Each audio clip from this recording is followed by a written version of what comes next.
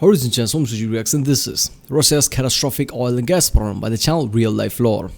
Yes, this is another, I guess, his series on ongoing events, I guess. I think I already watched 2 videos on it. Wait a minute, did I finish the second one? I don't remember that. I think I did that in parts. But yeah, so Russia's catastrophic oil and gas problem.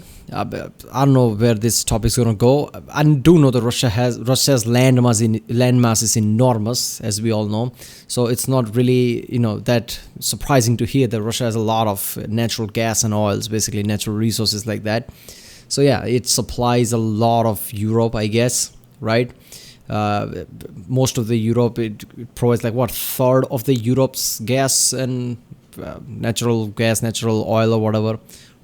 And I don't know, there was a recent some kind of a every member of the EU basically decided to, I guess, half the supply that they take from Russia or something.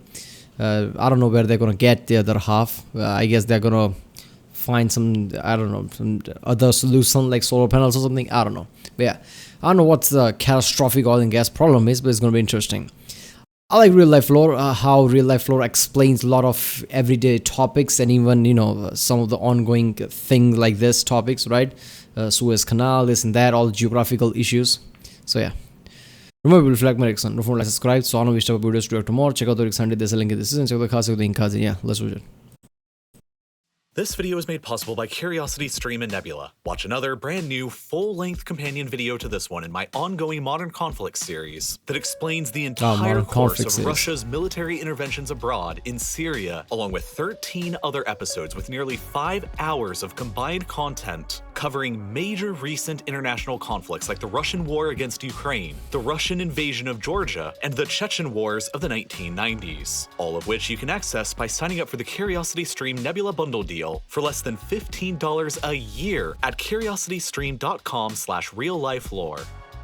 Over his entire 22-year-long career as the leader of Russia, Vladimir Putin's primary objectives have been to overturn the end result of the Cold War by restoring Russia's position as a global great power, re-establish the Kremlin's domination across the shattered pieces of the former Soviet Union, and push back against the growing influence of the United States and NATO. He has used many tools to accomplish these objectives, but none have been greater than Russia's unique and highly valuable geology. Across the alright. First of all, if his goal is to just restore the Soviet Union and Soviet Union places, just to become a major power, that's not going to work, right? I mean, look, in today's world, technology matters more than anything. Innovation matters more than anything, right? I mean, we're gonna have a natural resources shortage pretty soon. So people will start to look for the asteroid mining and things like that. That's why SpaceX and things like this, they're trying to get to Mars and everything. There's a hidden goal there, right? People think that this is just one of the fun things, like how lunar landing was. And even that had a hidden, reasoning behind it. But they're not just trying to go to Mars and just like, yeah, look at that, first human on Mars, we won. No, they're trying to create this kind of, space transport system where they can eventually mine asteroids and bring back resources if they can. Right, so that's where the next money is going to be. That's where the next resource is going to be. So just taking all the former Soviet countries and becoming global power like that doesn't work. I mean, Russia is already global military power, right? I mean, it has second most out of the 2 major countries that have the most nukes. Russia is one of those 2, right? So it's already a major power. And what's happening right now? Russia had the balls to do that, knowing that nobody's going to do anything major about it, right? And they were kind of right in that, in that kind of a planning. So Russia is a major power apparently. The vastness of Russia's land, stretching from the Baltic Sea in the west to the Pacific Ocean in the east, Moscow possesses and produces enormous quantities of natural gas and oil. So much so that Russia is currently the world's single largest exporter of gas and the second largest exporter of oil, remaining only behind Saudi Arabia. Russia is an energy superpower, and it is the sale of these energy resources abroad that are the literal foundation of the modern Russian state and all of Putin's objectives, including the ongoing war war in Ukraine, as they provide as much as 40 to 50% of the Russian government's budget and as much as 30% of the Russian GDP. This is precisely why the late US Senator John McCain once derided Russia as being nothing more than a gas station masquerading as a country. And the gas station sells most of their stuff to Europe. Half of Russia's oil exports and nearly 3/4 of their natural gas exports all flow westwards towards Europe. This ultimately means that Russia... Where else are they going to go? I mean, yeah, that's Europe, right? Among this landscape, Europe is kind of rich. China become richer, right? But that's in the recent years, right? India is kind of not like China rich, but yes, slowly getting there, right? But still, Europe is the richer country, richer place overall, richer continent. So of course, Russia is going to supply to Europe. Where are they going to supply? There's nothing else around it. Supplies roughly 35% of the European Union's natural gas and 25% of their oil, when considering that oil accounts for 36% of Europe's total consumption of energy and natural gas a further 25%. That roughly means that Europe relies on Russian oil and gas for nearly 1/5 of their entire energy needs, while Russia relies on European cash for nearly 1/3 of their entire government budget. And this is simultaneously Russia's greatest strength and Russia's greatest weakness. Every single aggressive action that Putin's Russia has taken recently, from the current invasion of Ukraine to the annexation of Crimea more than 8 years ago, to the invasion of Georgia 14 years ago, to the conquest of Chechnya more than 20 years ago, is defined by the ever-evolving geopolitical calculus of this strength and weakness. And more than anything else, the geology of Russia... Look, Georgia and Chechnya thing was not very recent. Even after that, if Europe still stayed dependent on Russia, I mean, I don't see Europe becoming completely independent from Russia's gas and oil anytime soon, right? It will be a very slow process. You cannot just suddenly like, oh, 1/5 of the gas, I guess we'll just find that somewhere else. It's not going to be that easy, right? So, like he said, that's their weakness and also strength, because both rely on, right? Russia relies because of gas, Europe relies because of gas. So if those either party try to shift in, like, let's find it elsewhere, it's going to take time, and other one is going to know about it. So other one will try to find that same resource deficit somewhere else as well, right? So if Europe suddenly decides that we don't want this, we had enough, we don't want more gas and oil, we want to look for alternative resources slowly, Russia is going to know about it, and Russia will find alternative buyer basically, right? So yeah, I mean, natural gas and natural resources are so on demand in current times that it's not going to be like, Russia is just going to stockpile somewhere else where nobody's buying it. Somebody will buy it.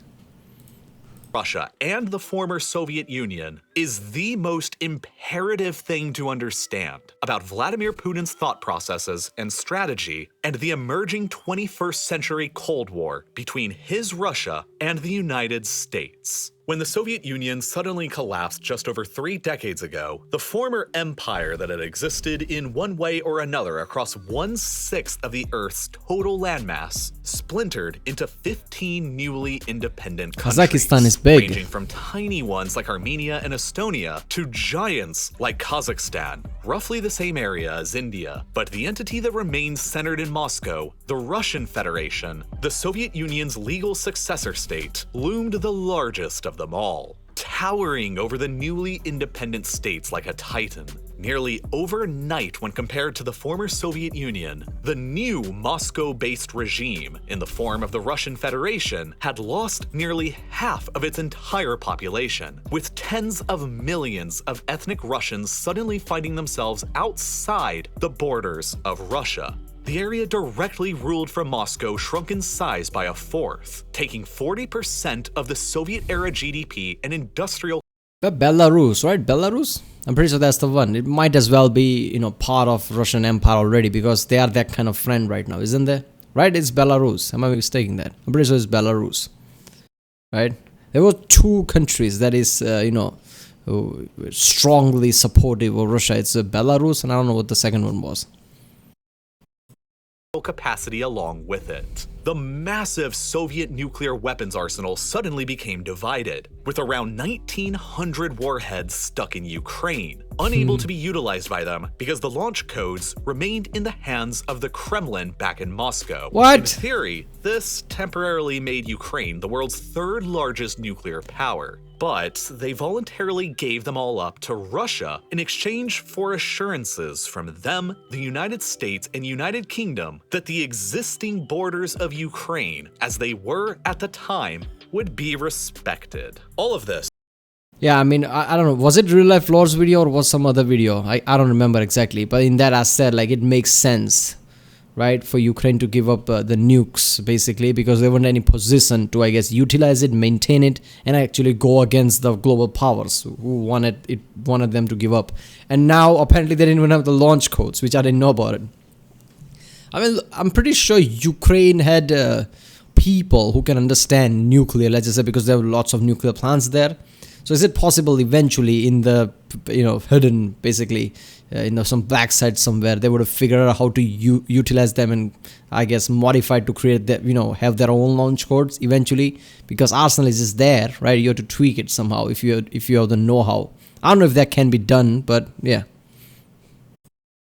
Was pretty bad from the perspective of Moscow, but perhaps the worst thing to come from the dissolution of the Soviet Union for them wasn't necessarily the fracturing of the empire's land, population, or nuclear arsenal, but the fracturing of its geological resources. Specifically, the fracturing of the Soviet Union's once enormous oil and gas industry, which had been the largest in the world. Yeah, I mean, because Ukraine has a lot of resources as well, right? At the start of the war, there was lots of, floating information like how much resources Ukraine has. That is one of also the driver for Russia to invade or something. So that's just Ukraine. All these other countries are going to have some natural resources as well. So it just makes sense. Soviet Union had the largest gas and natural oil resources at the time. Damn. Prior to the collapse, Moscow controlled some of the largest oil and gas reserves found anywhere on the planet. Across the Caucasus, Caspian Sea, Central Asia, the Volga-Urals, West Siberia, and even the Kazakhstan? No, that's Kazakhstan. So, yeah. Far East regions of their huge empire. Shipping these resources out by ship to customers around the world was potentially problematic, though, because of one of Russia's other great and tragic historical weaknesses: the lack of easy access to the world's oceans. The Soviet Union only controlled a handful of warm water ports that remained ice-free and easily usable year-round in the Barents, Baltic, Black, and Japan seas, all of which could be easily blockaded by their primary Cold War-era geopolitical rivals in NATO and the United States through the GI-UK Gap, the Strait of Dover, the Danish Straits, the Turkish Straits, and the Japanese archipelago. In the event of a war with the West, the Soviet Navy and maritime trade could be very easily bottled in and contained. And so, Soviet military doctrine always focused on being much more of a land power as a result. And this geographically inspired doctrine flowed into the state's economic planning as well. I mean, there's a reason China right now trying to create lots of bases and foothold in Indian Ocean, right? And lots of African countries, even, I guess the East Asian countries and Sri Lanka basically near India, which is scary. How is India even letting that happen? I don't know. Because Sri Lanka is literally, it feels like it's just touching India. You can just see it from India or something, right? China's trying to create a, base there, economical base or whatever. I'm pretty sure it's going to be military. Come on. So yeah, that's just scary shit. But there's a reason why China is doing that. So access to ocean and dominance over ocean is pretty important if you want to have a global trade. Knowing full well these geographic limitations to trading their oil and gas on the high seas, the Soviets built a massive series of pipelines over their vast expanses of land, connecting the energy-hungry European economies in the West directly to their huge geological formations around the Caspian, Volga-Urals, and West Siberian regions in the East. With sparse domestic oil and gas resources themselves, this made the most logical geographic and economic sense for the nations of Europe. The most substantial resources of oil and gas around their continent discovered so far are located within the Groningen field of the Netherlands, the North Sea between the UK and Norway, the various regions of the former Soviet Union, including Ukraine, the Black Sea, the Persian Gulf, the Eastern Mediterranean, and North Africa. By a freak geological coincidence, the territory that would eventually evolve into the European Union itself has very little hydrocarbon resources. And since the Soviet Union was located nearby on the same continent and had built out the efficient pipelines feeding cheaper oil and gas directly from their massive sources in the east, they were the most logical geographic partner on the docket to choose to buy from, regardless of the potential geopolitical consequences and pressures that could come from Moscow and the Kremlin. Thus, the Soviet Union became the world's largest oil and gas producer. And as the price of oil skyrocketed throughout the 1970s, the revenues that Moscow was gaining from selling them were enormous enough to effectively fund almost everything the country was doing, including the massive Soviet arms race with the United States and the newfound confidence in the Kremlin to pursue risky foreign policy decisions like the invasion of Afghanistan in 1980. But oil and gas are cyclical assets, and an economy that is too over-reliant on them can only have a party for so long. When oil prices collapse, in a way, kind of a banana republic, right? I mean, that's the whole definition of banana republic. I mean, not Russia's not banana republic, but you know, the mentality is there, right? Having your entire money-making thing is just one thing, right? I mean, if you have only one thing that bringing your whole country money and you don't care about anything else because it's bringing you enough money, that kind of is the same thing, right? Like how there was banana republics in South America or something. That became a thing. But yeah, I mean, that's something. Like after World Wars, USA was kind of in unique position overall, like how every currency was kind of tied to the dollar and it just had a unique position all around to make money. But if it didn't have, Russia would have had much higher edge because of their natural resources, right? Because the Cold War, Russia's whole part was funded by oil and natural resources. They had that many natural resources that they were feeding to Europe and everything, making money that way. While USA obviously has natural resources as well, but not like Russia, but they had, economical advantage globally, basically, because of the tied to dollar thing and global trade, and after World Wars, how treaties were signed that give them the edge. But yeah. Later in 1986, Moscow's primary economic strength evaporated with it. The inefficient, centrally planned Soviet economy could no longer conceal all of its shortcomings with high oil and gas sales, and Moscow's finances became crippled. This was potentially the biggest single factor pushing the Soviet Union towards its ultimate collapse in the late 80s. And once it finally did in 1991, the once united oil and gas industry of the country fell apart alongside it. A significant amount of the oil and gas reserves around the Caspian Sea basin were suddenly in the newly independent nations of Azerbaijan, Kazakhstan, Uzbekistan, and Turkmenistan. The huge interconnected Soviet-era pipeline infrastructure connecting their massive hydrocarbon fields in Siberia to Europe now had thousands of miles worth of pipes flowing through the newly independent Ukraine, who is now suddenly legally entitled to demand transit fees on oil and gas headed to Europe from Moscow. And with the sudden collapse of communism, the formerly centralized and state-owned oil and gas enterprises remaining within Russia experienced the massive shock of near spontaneous privatization. The oil and gas industry was the most significant source of Soviet power, and now it was divided and in chaos. The new Russia was no longer a superpower, and was no longer even really an energy superpower. And almost immediately, Western energy companies were diving in on the Soviet Union's splintered carcass, attempting to gather up their assets. Long before Ukraine took the center stage of the world's attention in the post-Soviet arena, Moscow's and the West's focus were each firmly centered upon the area around the Caspian Sea. The collapse of the Soviet Union and the independence of the states around the Caspian roughly coincided with the Iraqi invasion of Kuwait and the Gulf War, where Saddam Hussein nearly managed to grab control over half of the world's known supply of oil around the Persian Gulf. That war stoked massive fears in Washington and Europe over their over-reliance on Middle Eastern oil coming from around the turbulent Persian Gulf, and led the West to begin searching for alternative sources to diversify their supplies, like from around the freshly independent post-Soviet states around the oil and gas-rich Caspian. For you see, the Caspian is the world's largest inland body of water, and the basin that surrounds it contains an estimated 48 billion barrels of oil and 292 trillion cubic feet worth of natural gas. Damn. In other words, the Caspian Basin is home to roughly 3% of the world's proven reserves of oil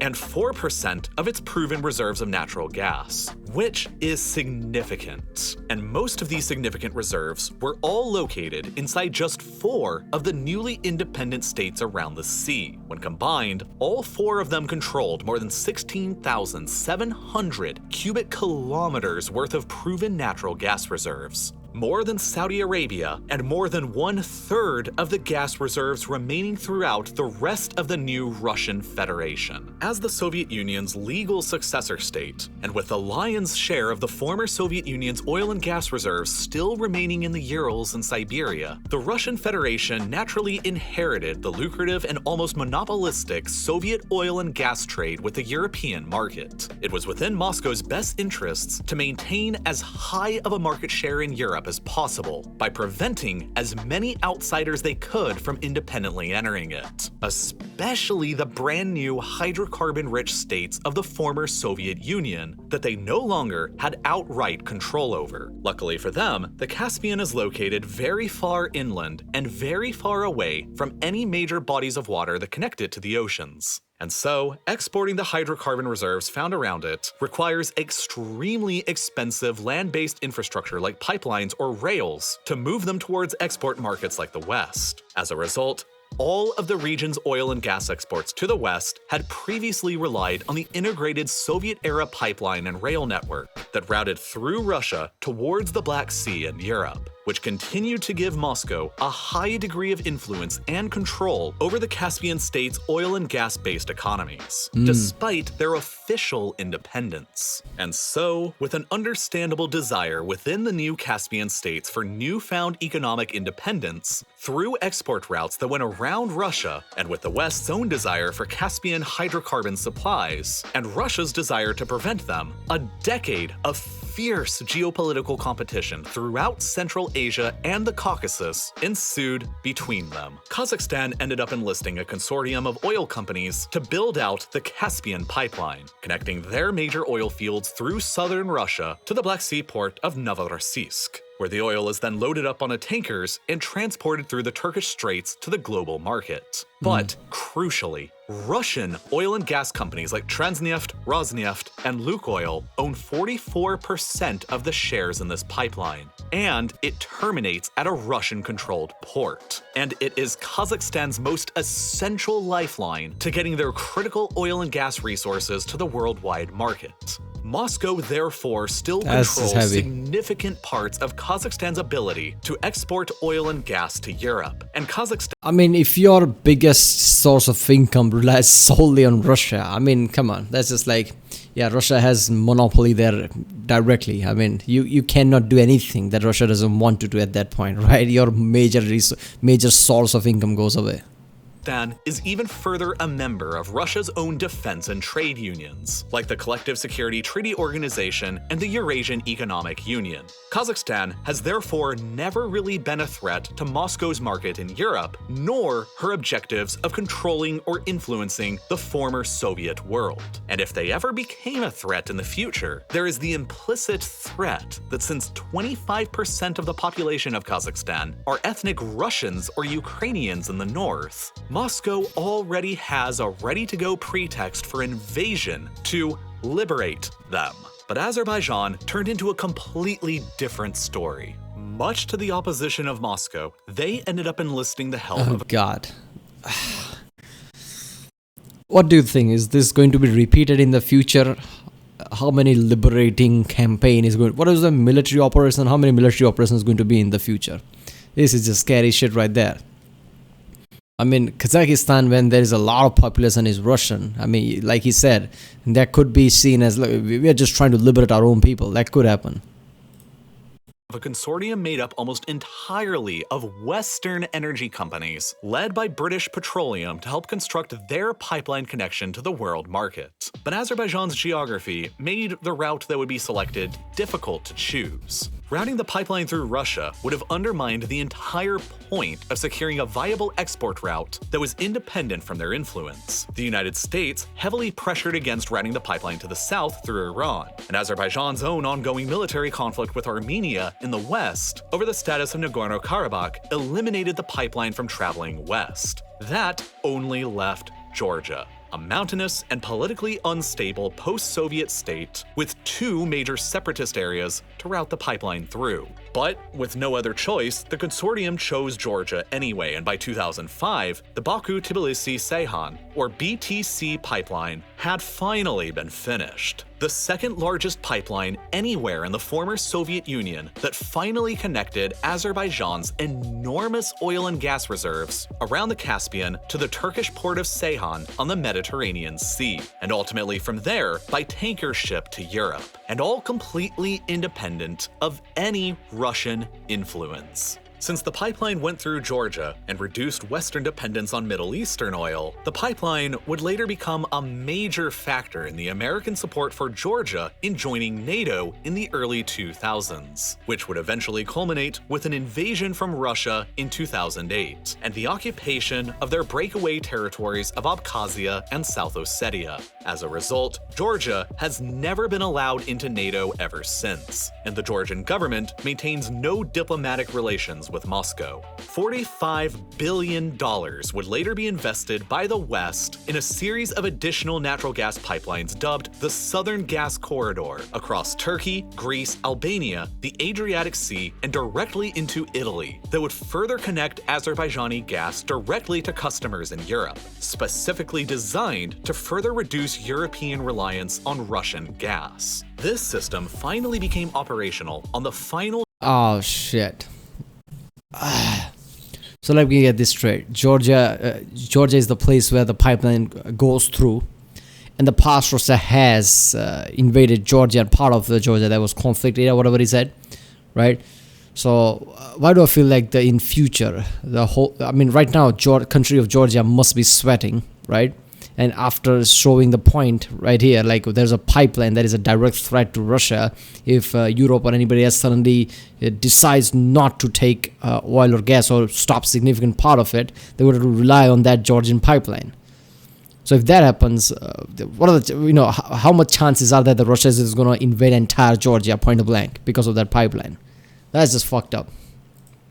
Day of 2020, and now because of it, Azerbaijan expects to be able to supply the EU with about 10.5 billion cubic meters of gas by the end of this year, which by 2019 levels is a little more than 2% of the EU's total gas consumption. It may not be a huge amount, but it certainly eats into Russia's overall market share. And even more importantly, the cash that Azerbaijan earns from these sales is enough to finance around 60% of their entire government budget, cementing their own financial and political independence from Moscow for good. That pipeline to the west truly made Azerbaijan a real, independent nation. And one of the biggest fears in the Kremlin is that the Caspian Sea's oil and gas resources, formerly all beneath centralized Soviet control, could lead to even more regional defections from Moscow and further chip away at their market share in Europe. For decades, Turkmenistan, the country that today has the 6th largest proven reserves of natural gas in the world, has floated around the idea of the Trans-Caspian pipeline with Western energy companies, if ever realized. This pipeline would stretch from the country's enormous gas fields in the east and move westwards beneath the Caspian Sea and link up with Azerbaijan's already existing pipeline infrastructure towards Europe.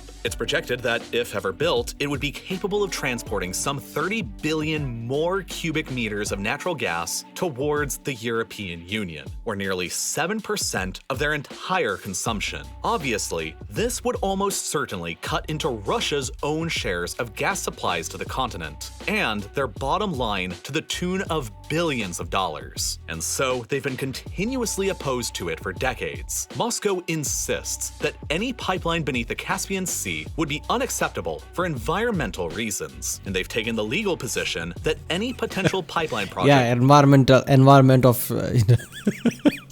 Kazakhstan, because we'll burn it. That's what they're saying. Yeah, it's really problematic for your environment. Yeah, let's just say that's what Russia's saying. Yeah, okay. First and foremost, if this actually happens, this Trans-Caspian gas pipeline, yeah, I think, yeah, there's going to be invasion. Let's be honest, right? Because the current one kind of solidified like what is the everybody's response is going to be, right? I know all the sanctions and things are stronger, whatever, but there wasn't any military invention, let's just say intervention, whatever, right? When Russia basically went to Ukraine, that's it, right? Everybody just helped with arms way, right? With all the missile launches, this and that. But no major power actually went to Ukraine like we are with you and fought alongside them. That's the fucking problem, right? Now Russia knows that. So if Russia's whole economy, right, major money is because of gas and oil, and if certain countries suddenly decides that they want to divert through Georgia and supply Europe, which is going to hurt Russia's money, gas and oil pipelines, yeah, there's going to be invasions. Holy shit. This video just tells me the future can be really grim, right? And I also think that, yes, with Ukraine, world didn't respond. But I highly doubt if Russia suddenly decides to, do some, military operation in Kazakhstan, and other countries there, former Soviet Union countries, basically. And, for whatever reason, I highly doubt at that time world will sit by. Right, even with the threat of nuclear, threat or whatever, because once it's like, okay, let's tread carefully. More than once, now people start to become more paranoid. Entire world, like if we don't intervene now, right? Yes, right now if we intervene with the nuclear issues, there could be catastrophic result. But if we just don't do it, like we didn't do it in the past, if we just don't do anything, yeah, this could escalate into something even more fucked up. So I think in the future, if something like this happen, world will intervene, and I guess even that, because of the nuclear threat, could be really bad. Future seems really grim, let's just say. It could be anything, right? It's just that's the random factor at this point. It could be grim, it could not be, who the fuck knows, but there's a chance it could be grim. There's a big chance there. Alright, well, that's it for right now. I'll do the second part later. It's a 40-minute video. I can't do that one sitting. This is already like 32-minute point, right? In reaction video. But yeah. Alright, if you like my reaction, don't forget to subscribe, and I guess I'll see you next time tomorrow, I guess, with the second part. Alright.